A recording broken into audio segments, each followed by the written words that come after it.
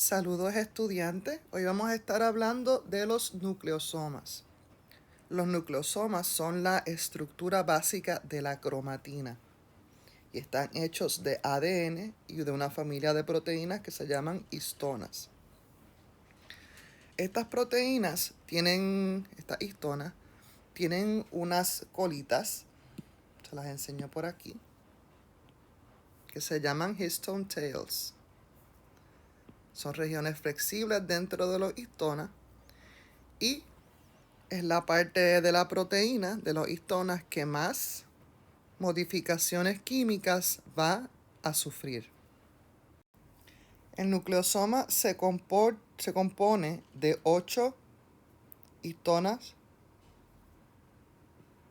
1, 2, 3, 4, 5, 6, 7, y la octava está por ahí detrás, conocida como H2A, H2B, H3 y H4.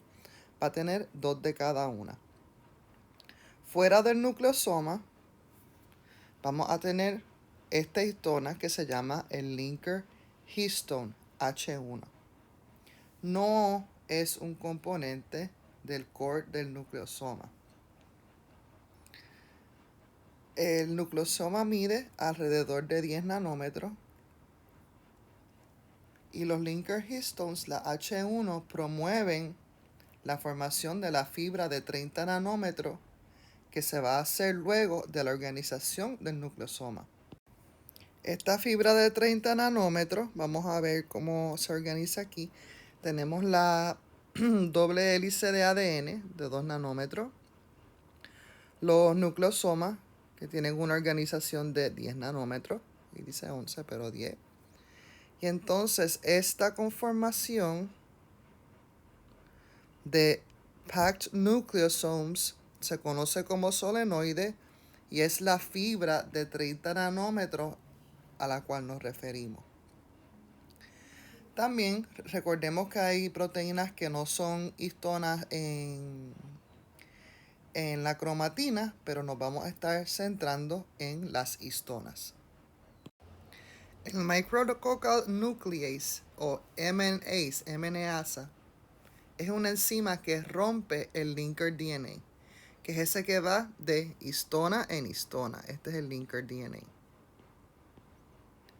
Pues si uno aísla la cromatina, purifica la histona y las expone al MNase, se va a degradar todo el linker DNA.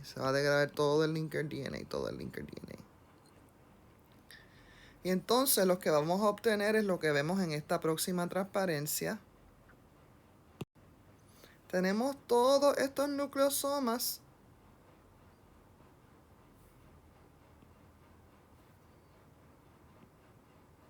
que se liberaron cuando la cromatina se digirió con la MNase. Para repasar, las MNases van a estar degradando el linker DNA que hay entre un nucleosoma y el otro.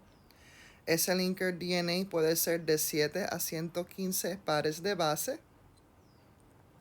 Y el core DNA tiene alrededor de 145 a 147 pares de base de ADN. Cada nucleosoma consiste aproximadamente de masas iguales de ADN y de histonas, incluyendo el octámero central de la histona y el linker histone H1. Tenemos aquí el componente de ADN y las histonas centrales. Si vemos a la histona como un cilindro, podemos ver que el ADN entra, se enrosca alrededor del nucleosoma y sale. Entra y sale. El histone linker H1 podría asociarse al ADN que entra o al que sale, no importa. Y aquí podríamos ver como si la hebra de ADN diera 2 vueltas alrededor de ese nucleosoma, pero en realidad da 1.67 vueltas, lo que sería el equivalente a 1 2/3 de veces alrededor de la superficie de ese nucleosoma. Todos los core histones, las que van dentro del nucleosoma, tienen un histone fold. Aquí tenemos cómo se ve ese histone fold y cómo se ven esas 2 histonas que se van a dimerizar. Aquí tenemos la visión de una histona de arriba hacia abajo y aquí la podemos ver de lado. O sea que cada histona que está aquí está extensamente interdigitada con su pareja.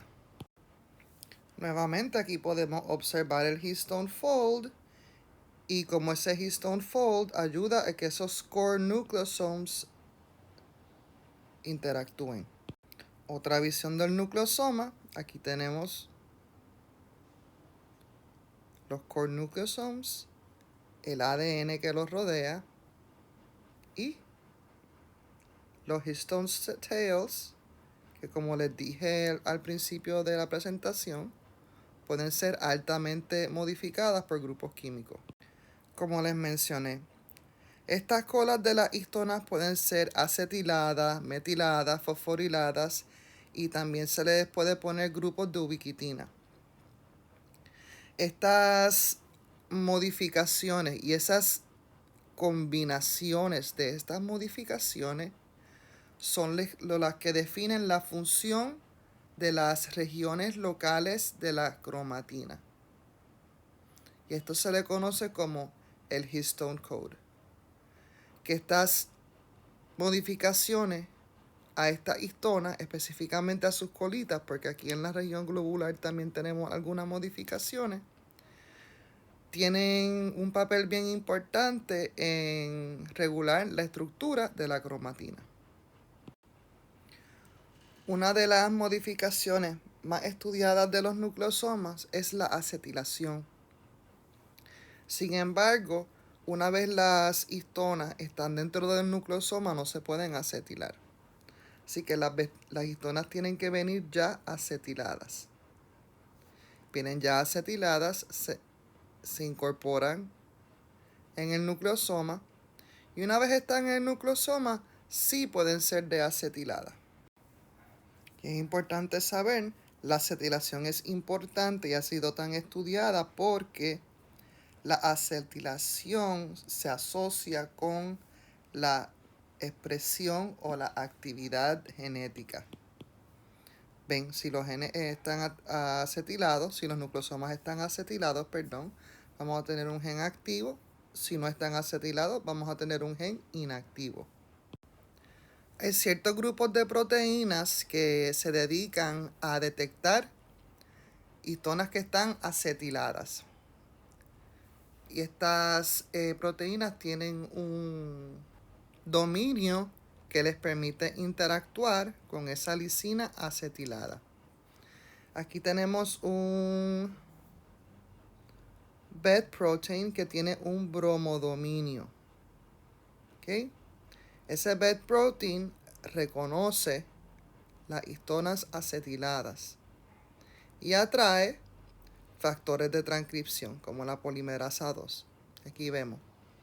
En la presencia de esta proteína BET con este bromodominio, la transcripción es activada. Existe un inhibidor de estas proteínas con bromodomain que se llama apabetalone. Y se observan si el apabetalone interacciona con esta BET protein, impide que reconozca la lisina acetilada y no se va a poder armar el aparato de transcripción. Ahora hay otras familias de proteínas que tienen dominios como chromodomains, PhD domains y Tudor domains. Y estas lo que hacen es reconocer no a las lisinas acetiladas, sino a las lisinas metiladas. Aquí la lisina metilada. Tenemos aquí 3 grupos metilo. Y el cromatina metilado se relaciona con silenciamiento, con represión genética. Y aquí podemos ver esta proteína que se llama HP1, que tiene un chromodomain, reconoce la histona metilada y se reprime la expresión genética. Las histonas tienen ciertas variantes y pues se posicionan en nucleosomas dependiendo de lo que tienen que hacer. Los core histones, que son H3, H2A, H2B, tienen una estructura bien similar. El canonical core histone H4 no se parece tanto, si se fijan. Pero todas las demás histonas que ven aquí, que algunas son para que se active la transcripción, para que se ensamble el kinetocoro, etc. Todas tienen un histone folding domain. Absolutamente cada una de ellas. Como les mencioné anteriormente, el ADN se envuelve 1.67 veces alrededor del nucleosoma. El ADN que está en la región del nucleosoma, en su estructura tiene una mezcla de curvaturas lisas y regiones donde hay dobleces abruptos. Y lo que esto hace es que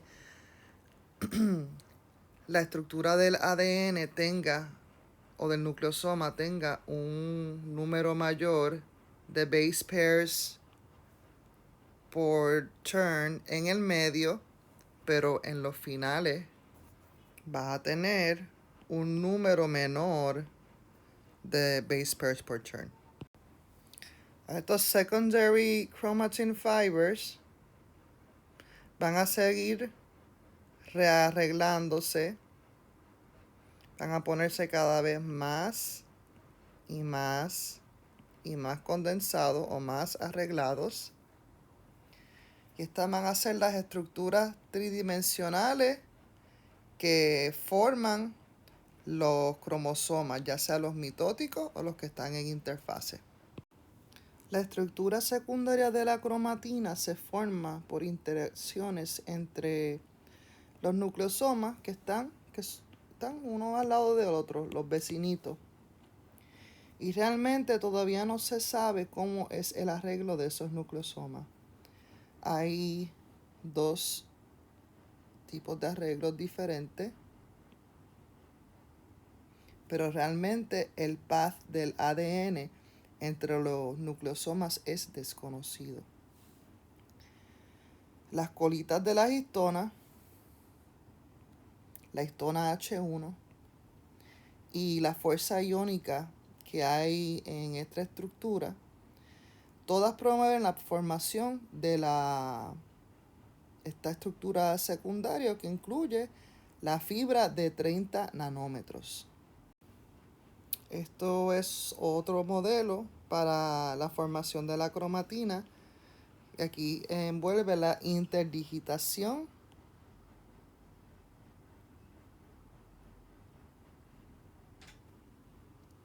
de esa fibra de cromatina de 10 nanómetros. Cuando se va a replicar la cromatina, o sea, cuando se va a replicar el ADN, los octámeros de histonas no se conservan. Lo que sí se conserva son los tetrámeros H3, H4 y los dímeros H2, HB. Hay diferentes pathways para que se ensamblen estos nucleosomas, durante la replicación. Y hay algunos pathways que son independientes de la replicación. Cuando está ocurriendo la replicación del ADN, esa maquinaria desplaza las histonas que están en la cromatina. Y aquí tenemos dos proteínas, CAF1 y ASF1, que son Histone Assembly Proteins que están atadas a la maquinaria de la replicación. O sea que durante la replicación entre la proteína ASF1 y la proteína ASF1 y CAF1 pueden incorporar esos histonas que se han salido de los nucleosomas. Aquí a través de un parental histone transfer y a través de este pathway se conoce como de novo assembly. Aquí estamos transfiriendo histonas parentales a esa nueva hebra. Aquí estamos utilizando histonas que están cerca y disponibles, pero no son parentales. Ahora, si necesitamos insertar histonas cuando no hay replicación, necesitamos una proteína de ensamblaje diferente que se llama HIRA. El lapicito HIRA. Y ella, junto con una histona variante y la histona H3.3, van a incorporarse en los diferentes nucleosomas de ADN que no está siendo sintetizado. Una forma de identificar las posiciones en las cuales están los nucleosomas dentro del ADN es a través de una mezcla de indirect end labeling y cortamiento de material genético a través de endonucleasas de restricción y DNasa 1. La DNasa 1, vamos a buscar el lapicito. La DNasa 1 corta regiones donde no hay nucleosoma. Ahora tenemos las enzimas de restricción. Las enzimas de restricción cortan en secuencias específicas palindrómicas, recuerden. O sea que aquí estamos cortando con la enzima de restricción X y aquí con la enzima de restricción Y. Y estos van a ser nuestros productos de la digestión, de la DNasa 1 más la enzima de restricción. Aquí vamos a tener un cierto número de pares de bases y vamos a construir un probe para hacer una autorradiografía. Este probe se hibridizaría con esta parte de la secuencia de base. Aquí tenemos unos marcadores. Recuerden, entre más arriba más peso, entre más arriba menos peso, negativo, positivo arriba. Y aquí tenemos el fragmento XY, que es lo que va de aquí hasta aquí, que se ha hibridizado con esta región de este X-probe. Si queremos saber el largo que hay de esta secuencia específica a el sitio que es hypersensitive, donde hay no hay nucleosoma y se permite la acción de la DNasa 1, pues vamos a obtener este fragmento más pequeño. Y como aquí sabemos los pares de bases, podemos estimar cuántos pares de bases hay desde este sitio X hasta este lugar hipersensitivo. Vamos a tener algunos factores que van a cambiar el posicionamiento de los nucleosomas. El posicionamiento afecta, 1, las regiones del ADN que están en el linker, que serían estas que están aquí. Y también cuál cara del ADN está expuesta en la superficie del nucleosoma. Lo más importante que determina el posicionamiento de los nucleosomas son las secuencias de ADN que determinan bajo los parámetros de exclusión o binding preferencial, son responsables de la mitad de los posicionamiento de los nucleosomas in vivo. Aquí podemos ver diferencias en el posicionamiento de los nucleosomas. El primero es translational positioning, que es cuando cambia las secuencias que hay en el linker DNA. Aquí pueden ver que este 1, 2, 3, 4 cambia a posicionamiento 1, 2, 3, 4. Y el segundo es el posicionamiento rotacional. Aquí tenemos la superficie de la histona. Superficie de la histona. En este caso, las bases 1, 2, 3, 4 y 5 están mirando hacia afuera de la cara de la superficie. Y en este caso están mirando hacia adentro de la cara de la superficie. Aquí adentro, aquí afuera. Durante la transcripción, los nucleosomas se desplazan y se rearreglan. Se desplazan, se rearreglan. Aquí tenemos una región promotora de un gen y la región donde termina la transcripción.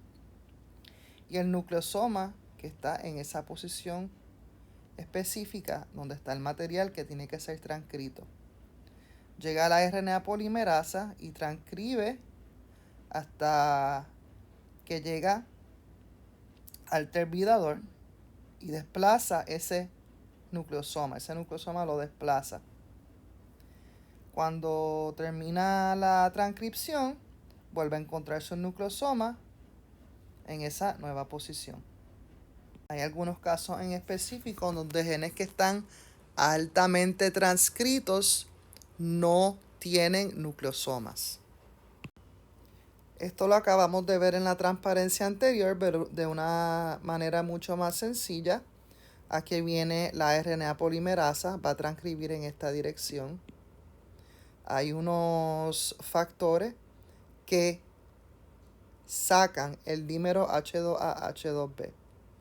Otros factores vienen y sacan la histona H3 y H4. Esto permite que la polimerasa pueda moverse a través del ADN libre y al final vienen a reensamblarse esos nucleosomas que habían sido desplazados.